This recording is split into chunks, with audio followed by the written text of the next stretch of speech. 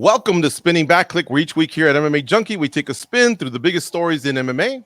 I'm your host, Gorgeous George, and with me as always, some of the sharpest MMA minds in the biz. This week we got Goes from MMA Junkie Radio here in Las Vegas, ready to go after a big watch-along last night here on MMA Junkie. Danny Segura out in Miami, Florida. He always brings it. He's ready to go as well. Nolan King is back, that Boston shot caller. New digs. He's feeling it. He's got some good stuff ready for you all here. Goes doubling up on the ones and twos. Let's get to it.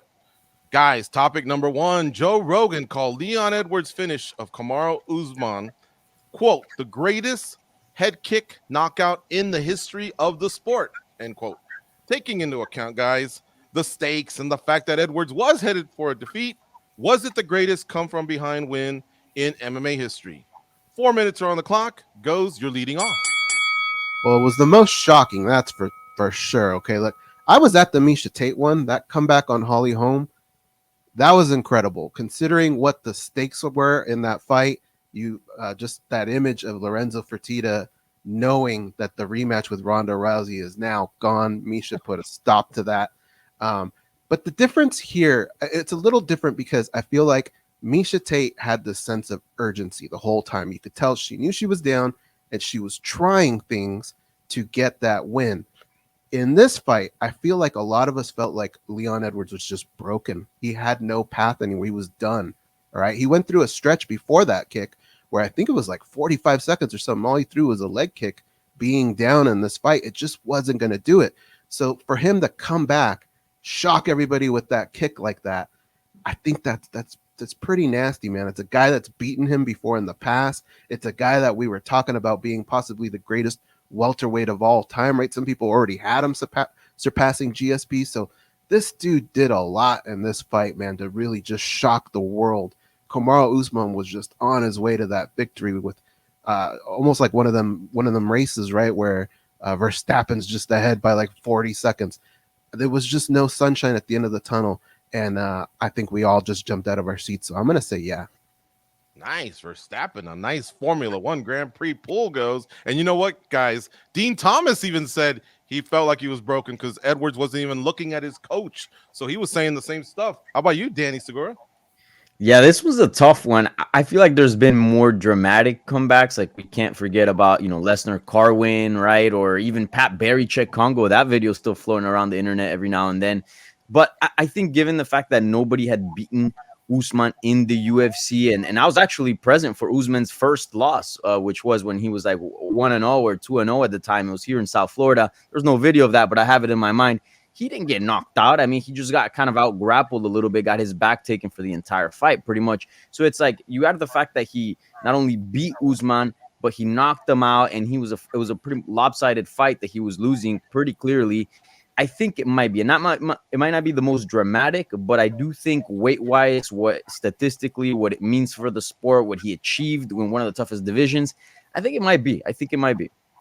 All right, Nolan King finished this topic here. There's a lot of things that you can quantify that fight as, the finish last night as, and I'm not trying to discredit it here at all because I think it was in a category of its own in those rare moments where we just all say WTF at the same time. But for me, I mean, when you look at the magnitude of the fight, like the big fights, the main events, those sorts of things, you can make the argument that it's up there. I mean, you got Chael Sonnen and Anderson Silva. That one sticks out in my brain.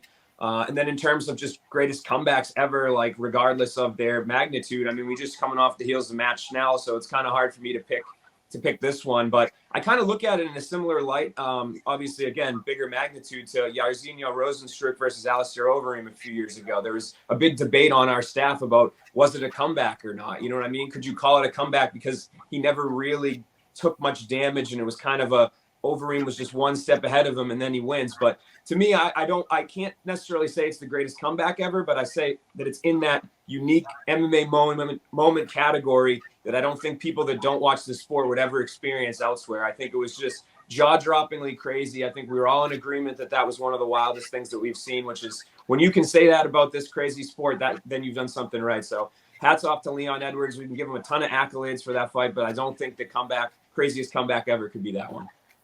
Yeah, no, man, those some good ones. You guys took me down memory lane. Great stuff there. It's up there is all we can say. None of us said that. That's for sure. I think it's got to be It's up top there. 5, right? Yeah. Yeah. And what about head kick, guys? A little overtime here on this question. What about head kick? I mean, Holly Holmes probably thinking, don't leave me out, right? Greatest head kicks. That one, I think that would be more. I would throw that up there as well. Like that one, I think is a little more quantifiable. I mean, home Rousey was so iconic that I think that will probably always have that number 1 slot. But this might be a number 2. Yeah. Sometimes this sport is kind of a what have you done for me lately when it comes to this stuff too. We got to move on though. Topic 2. Have you ever seen a gutsier performance, guys, than Luke Rockhold's at UFC 278?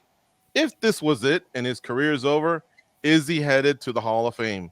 4 minutes are on the clock. Danny, it's on you, sir.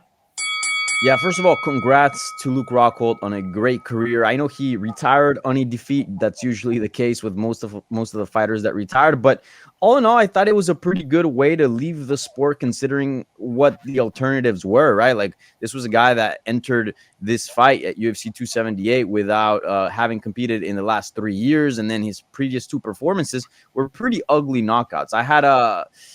I thought that maybe Luke Rockhold could maybe recapture something, but I thought maybe it could have. There was a chance that it could have ended pretty ugly with him getting knocked out by Paulo Costa, who hit super hard.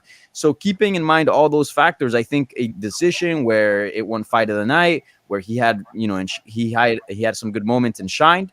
I think it was not the worst way to go out. I thought it was pretty decent. So first of all, congrats on an amazing career and closing out in respectable fashion. As far as the UFC Hall of Fame, look, Dana certainly was very nice and said, look, nothing but respect to Luke Rockhold, but there were some things said in the lead up to this fight that usually that doesn't get you a UFC Hall of Fame spot. Remember, this is the UFC Hall of Fame, not MMA Hall of Fame. There's a lot of guys that deserve to be there, but they're not, given politics and whatnot. I think this would be one of the cases. And also, not to take anything away from Luke Rockhold, certainly Strikeforce champion, UFC champion, but he never defended the belt. He didn't linger around the company for a very long time or did anything that was extraordinary besides obviously becoming champion. So hell of a fighter, but I don't think he gets the spot in the UFC Hall of Fame. All right, Nolan King, share your thoughts. Yeah, I mean, just to go back to the gutsiness of this performance, I think that I was sitting there watching it and I was like, I can't remember the last time I've seen like a non-heavyweight that physically exhausted in the fight. Never mind in the first round. And I know it's been a while with the UFC not traveling. We haven't necessarily seen these elevation fights. Maybe it was just something that I had forgotten about and it was in the back of my mind and needed to kind of come to the forefront again. But to me, obviously, man, he guts through that performance. I think that everybody that I talked to in the lead up to this fight, I did a handful of guest spot previews, whatever. Everybody said, Paulo Costa is going to knock out Luke Rockhold. Oh, Luke Rockhold hasn't fought for 3 years. Oh, Luke Rockhold's always hurt. Oh, Luke Rockhold has been knocked out 3 of the last 4 times he's fought badly. So for him to go in there and have a retirement fight where he raised his stock, I think that's a very unusual situation, and that's kind of a win within itself. I think he gained a lot of fans. People can say whatever they want about his personality, being brash, whatever, This was even before this comments this week. I think there were certain people that weren't necessarily huge fans of some of the stuff he said. But to me, man, I mean, he went out there and he put on a legendary fight. It was highly entertaining. It was kind of weird, very bloody. But he left us with a lot of memories and obviously a great career. I don't know if it's quite Hall of Fame, like Danny said, but just an awesome championship career and a guy that was always fun to watch every time he stepped in there. All right, goes finish things up, man. These guys are saying don't get that jacket ready just yet. Yeah, I mean, as far as gutsiest performance, there's a lot in our sport. One that comes to mind was Frankie Edgar against Gray Maynard, right? Coming back to life in that fight. That was pretty gutsy. But the reason this one stood out for me was you have to remember Luke Rockhold wasn't just fighting Paulo Costa that night, all right?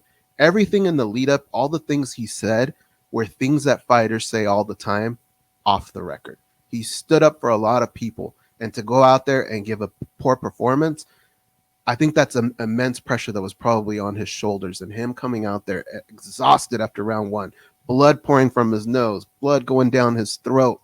He could have quit at any time, and we probably would have said Luke Rockhold had a great career, but he didn't quit, and he kept going forward, and he actually hurt Paulo Costa coming back. So I think it is one of the gutsiest performances ever, dude. I think it's worth way more than $50K to go back to what Luke Rockhold's been talking about all week.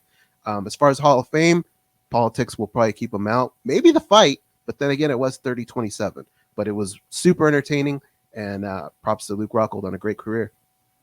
Good stuff, fellas. Man, I'm thinking Strikeforce and UFC straps. It should get them in, but you guys made some compelling cases. I understand it is a UFC Hall of Fame. And how about another gutsy performance I always think about is Joanna Jędrzejczyk. She used to have questions about her chin when she fought Zhang Wei Li. I mean, her whole head was swollen, and she was still out there battling. So there's been a lot of great ones, and this one was right up there. But we got to move on here to the next one. Guys, a fired up Kayla Harrison called herself, quote, the queen of women's MMA after advancing to the PFL women's lightweight final with her easy win over Martina Jindrova. Agree or disagree with that label of the queen of women's MMA? 4 minutes are on the clock. Nolan, get that party started. Yeah, no, I think much respect again to Kayla Harrison. I feel like I'm coming across as giving backhanded compliments in each one of these segments, but like to me, she's the queen. She's on which throne? She's on the PFL throne. She hasn't fought anybody that is a contender in terms of the world picture. If you had a fake organization that had the 10 best women's fighters in the world, I'm not sure she would have fought any of them. In those heavier weight classes. So for me, I have a tough time calling her that until she does that. So I mean, she can continue to stay in PFL. It sounds like obviously the plan for her from here on out just to go out there and win this next fight and then do some sort of pay-per-view one-offs. And if she really wants to be able to claim that, if she doesn't want to leave PFL, she has to have them make some big signings. Go after the Cyborg, who may or may not be a free agent right now. Go after some of these other girls and try to bring in some people to kind of rise you up and make you be able to kind of get in the back of people's psyches that this might be true. Maybe she is. She's obviously great. She hasn't lost. She's looked dominant. So she very well could be, but we just need to see it put into play before we start calling her that. Nolan, let me push back just on a couple things here. She hasn't lost. She rarely loses rounds. And to be fair, Cyborg was kind of a queen, and she was outside the UFC. Fedor was kind of a king at times, and he was outside the UFC. So I don't know. What do you think there? I mean, I think the part of the issue is if she was in a different division, if she was in the men's bantamweight, if she was a male bantamweight, like she would have these tests outside the UFC that we would say, well, Rafael Stotts is definitely good enough to be a contender in the UFC. Or, when Fedor was in Pride and stuff, like some of the heavyweights he were fighting, we knew how good they were. So I think that's part of the issue that's working against her, at least in my mind. Now, watching her, she's obviously very freaking dominant and she's very good. So she could be the greatest. I wouldn't get mad at somebody if they said that. But at the same time, I think it's kind of to call her the queen of MMA, like she's sitting above all these people, I think it's tough when you haven't fought them. All right, goes. You with your homie Nolan or what? Nolan makes some good points, man. I'm kind of with them here. I can't fault Kayla Harrison for anything she says at this point because it's paying off. Look at the paychecks that she's cashing, right? She's got it down in the cage. Her performances are good, but I think it's the things that she says that really commands this respect. She's captivated a lot of audiences. But if you're going to utter your name in the same breath as Amanda Nunes and Cyborg, you got to go to the statistics and what you have to back that up. And right now, there just isn't anything there. I'm not saying it's not going to happen. It might actually happen. She's getting better with every fight. But when you talk about Amanda Nunes, right, you're talking about champ, everything that she's done in her career. Cyborg, you're talking about 4 belts, guys. Strikeforce, Invicta, UFC, and Bellator. That's kind of hard to say I'm better than you when you don't have those types of accolades. So will it happen? More than likely, I think eventually they'll meet and we'll have to see. But right now, I don't know that the crown is on her head. All right, Danny, is it unanimous? Yeah, I have to agree with Goz and Noli here. I think they're on the money. Look, I love Kayla Harrison. And first of all, I agree with Goz 100%. Like, what is she supposed to say? I'm not the best. Like, don't falter. Don't come at her for saying that she's the queen. That's what she's supposed to say. That's her job, and she's doing an amazing job. That was a killer promo. And then it is our job to be here and spinning Back Clique and dissect everything and parse through the facts and be like, okay, she is, she isn't. Clearly, Kayla Harrison is women's MMA royalty. I mean, if you think of the top women right now, the top names, the biggest draws, Kayla Harrison is among that group. But is she number one? No. Clearly, Cyborg has done, years and years of work that have surpassed what Kayla Harrison has done. Remember, Kayla Harrison's still fairly new in the sport. She's only been in the sport for 4 years maybe? Amanda Nunes has a long track record as well. So clearly she's definitely like up there. I do think that even if she's not versing top-notch talent, and I know I'm going over here, but even if she's not versing top-notch talent, you can still look at the fight and gauge her skill. Now, can you gauge it to a way that you know exactly where she's at? No, because she's not fighting no names, but you can still see she's a very, very good fighter, a very dominant fighter, and I really do believe she's one of the very best. However, as Noli said, we do need those names to get a better gauge. So Kayla Harrison is MMA royalty right now, women's MMA royalty, but she's not the queen just yet. She's gonna have to get some big fights under her belt to really have that throne. Guys, George, I always envisioned that, they always say in MMA that somebody else has to give you a nickname for something. Like you can't make your own nickname. I envision things being a little bit cooler than Noli, man. The Boston shot caller, you know? Okay, sure. Yeah, that one's going to stick. Sorry about Noli. It slipped out. But guys, a quick nod of the head. Tell me this. Should she have said, I'm the queen of women's combat sports? Because she's got some medals along with those belts. How about that one? That's a good argument right there. I mean, 2-time Olympic gold medalist. Yeah. Okay. All right. We gave her some love there at the end, but we got to move on here to topic number 4. All right, guys. Big combat sports weekend. MVP Michael Venom Page and Mike Perry delivered a classic in the headliner event at BKFC 27. The fight was initially ruled a draw after 5 rounds, and under the BKFC rules, a 6th round was added. Did you agree with the decision, the initial one after 5 rounds? And should a rematch take place, by the way, they're both open to it, at BKFC, or would you like to see it in MMA? 4 minutes are on the clock. Goes. We're coming back at you. Man, first off, hats off to everybody involved for making this happen. 2 different organizations. How about the fighters stepping up and giving us such a great fight? MVP, the one thing that we said going into this fight was, is he going to be able to be that MVP that's elusive, that stick and move? Man, hell no. He went in there and he started throwing bombs. That fight was great. It was insane. There was all kinds of aggression. So, and then the overtime round, right? Like, when's the last time we saw a moment like that? It was like a movie almost, like Daniel LaRusso's going to fight. Like, it was kind of like that. You were like, what?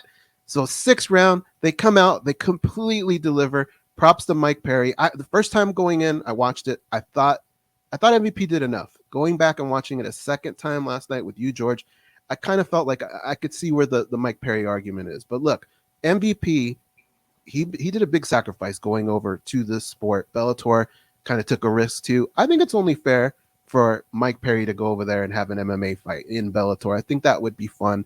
And then if MVP can get that victory there, you go back to BKFC and you do it again in BKFC, because MVP's a competitor. He's going to want to do another fight there to prove everybody that he wasn't the loser that night. But overall, man, I was super happy with this fight. It was great.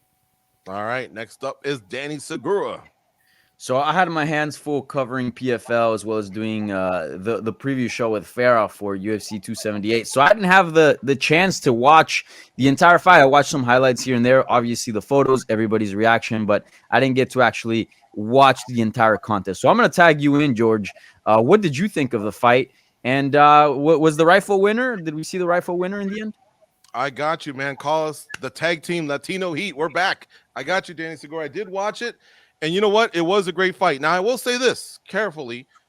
Perry did win the 6th round. So I did agree with, if that's what they came to a decision of, it was a draw going in, Perry slightly got him there in that last one. But see, I disagreed with the fact that it shouldn't have gone to that round, because I had MVP winning 48-47. I know the 10-8 comes from us, being boxing fans as well. But what I saw was, an early knockdown, but somebody still coming back to win the round. So I saw it more like a 10-9 personally.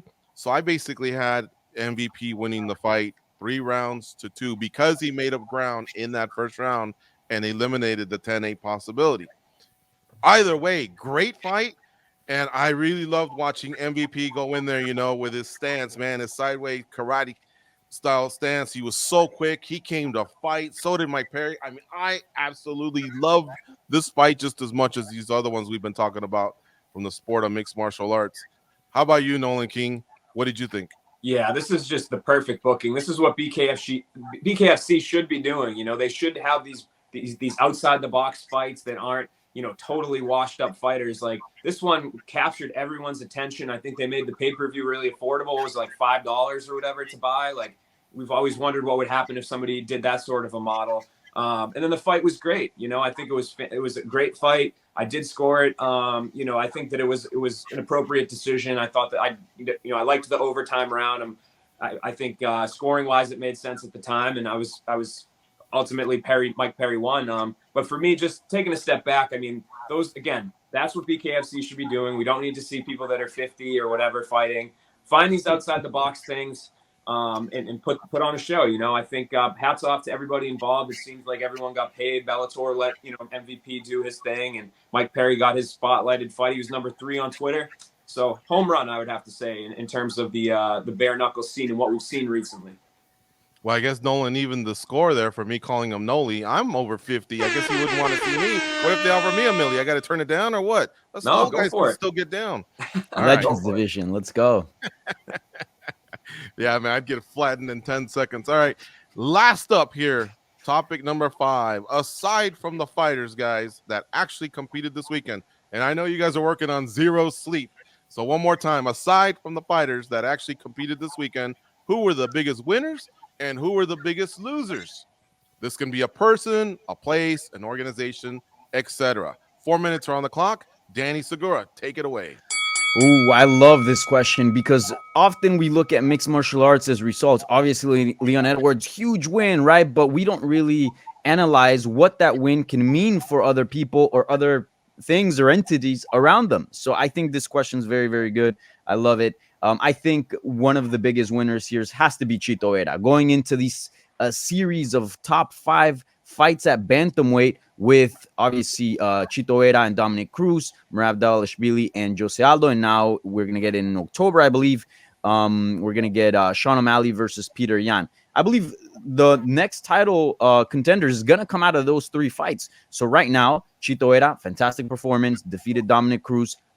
He's clearly the front runner. Jose Aldo entering this card had a win over Chito Vera plus a nice little win streak plus Merab Dvalishvili, a complete hammer. So if he would have won, I think he would have had a good argument to top Chito, but he lost. So I think Chito Vera right now is the front runner for the next title shot at 135 pounds. He is the biggest winner. I would say he even gained more from this result than Merab Dvalishvili, who actually had his hand raised in the octagon. Another one real quick that I'm going to throw your way is the UK market and the UK fans. You got a champion now. Paddy Pimblett as well, Molly McMahon, Tom Aspinall. I know he's injured, but still a top heavyweight. I mean, that market is on fire right now, and now you got a champion. So we're going to expect more fights in the UK. And as far as the loser, I'm going to go with Khamzat Chimaev. Clearly, he's still in a very, very good spot, but I thought it was a no-brainer if Kamaru Usman were to defeat Leon Edwards. It was a no-brainer to book Khamzat Chimaev and Kamaru Usman, given that Khamzat Chimaev bests Nate Diaz here, which, again, anything can happen. We saw at UFC 278, but most likely he will beat him. So now, I mean, how can you deny Kamaru Usman an immediate rematch against Leon Edwards? Even Dana White, after the presser, who's usually now is taking a stance, or for the last few years has been taking a stance where, hey, I don't make decisions on fight night. He's saying, hey, an immediate rematch does need to happen. And obviously he merits it. Kamaru Usman has done a lot. So I think Khamzat, if he wants to fight for the title, he's going to have to wait or maybe even take one more fight given how active he is. So I think he lost big with this result. All right, next up, Nolan King. Yeah, no, I mean, so for me, well, first of all, I think we're definitely going to go over, George. So I'm going to throw the clock. I think Danny thought all 4 minutes belonged to him. I agree. All right. I don't want either me or Ghost to be too rushed here. So no, I mean, I think that this is a great question. It really is one that you have to think of. It's not just the answer's not hiding on the surface for you. So for me, the biggest winner, I think, is Jorge Masvidal. I mean, sure, they're probably going to run it back, but if somehow in an alternate universe, like we saw last night, the alternate universe we live in, if Leon Edwards beats Kamaru Usman again, I mean, Jorge Masvidal, doesn't really have a very long path to the title. He can use the path of, this fight makes no sense. The UFC knows it will make money and people want to see it, which is really the winning recipe at the end of the day. So I think that's a grudge match people want to see. Jorge could cut the line. Maybe he just goes out, gets one win, and somehow he's there. We also don't know how long Kamaru Usman's going to be out for. So a lot of variables working in the favor of Jorge Masvidal at this point in his career, at this point in time. Now, for the biggest loser, I feel bad saying this because I think that it was a good move that we don't usually see in MMA. So I don't like to call the promotion a loser. But in terms of this weekend, I mean, Bellator didn't have a card. I know they're kind of peeling back the amount of cards that they have. But then they also lend MVP to BKFC. Seems like, from my knowledge, it was more of just like a handshake sort of thing. It wasn't like they got any sort of crazy amount of money out of it or any sort of whatever. He goes there, he loses. He looks like he screwed up his eye. Like, it's all swollen. Who knows what kind of fractures going on there. So, again, maybe, I don't know. It's not karma. It's whatever the opposite is. It's you try to do something nice and then it blows up in your face. So I just think Bellator in a quiet weekend, that was the only thing that happened to them, was that one of their stars crossed over, got lost to somebody that everybody thought should win, and then seemingly got hurt as well. Yeah, so maybe going to an earlier topic, maybe Bellator will ask for fight number 2 under their banner to make up for something like this. All right, Goes, how about you, man? Finish things up here. I think the biggest winner is probably OnlyFans. If you see that on the canvas for that long, combat sports fans, you're going to have some signups. But joking aside, I think it's Dominic Cruz.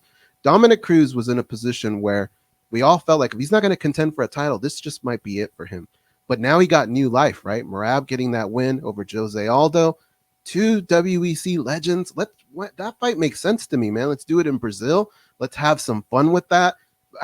For God's sakes, let him wear WEC gloves. Let him wear gloves for that one. We'll find out who the GOAT of WEC really is. So I think Dominic Cruz kind of won, and in a way, I guess Jose Aldo, but I think that would be really compelling to do that in Brazil. Biggest loser, guys, I hate to say this, but kind of the UFC. Have you seen Brendan Loughnane and how he performed in PFL? A guy that was passed up, okay, on Dana White's Contender Series. When you think about how confused we were with the Bo Nickel thing, and then to top it all off, everybody getting a contract last week, but a guy like Brendan Loughnane was told, you just need to get better. This kid did get better. He looked great. Chris Wade is no joke, and he was switching stances. He was moving around.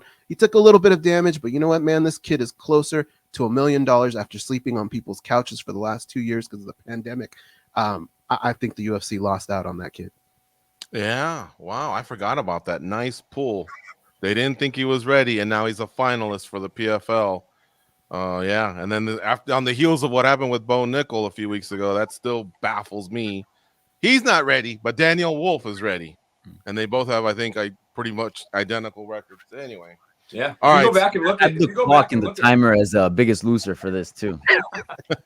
What was that, Nolan? No, I was gonna say, if you go back and look at some of the signing history for Contender Series, some of the best fighters that come out of that show weren't even given contracts at the time. So I think everybody's going to take a grain of salt. Everybody has their opinions. Dana White has one. I have another one sometimes.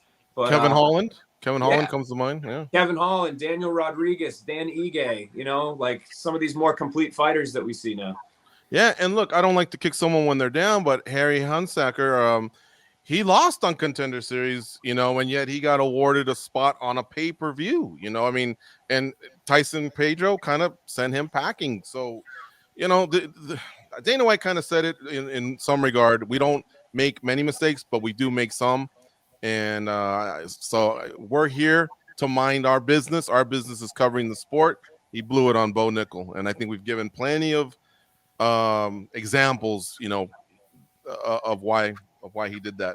All right, guys, make sure you check out the YouTube comments. I'm in there throwing elbows and discussing it with the hardcore MMA fans, and the last few weeks have been awesome, very respectful, great points said down there. And of course, next week we got more stuff headed your way. One championship on Amazon Prime, couple shows there, big name fighters. We'll be covering that. The UFC is off, but always something to cover in this wacky sports, and we'll be here next Monday to do it here on Spinning Back Clique.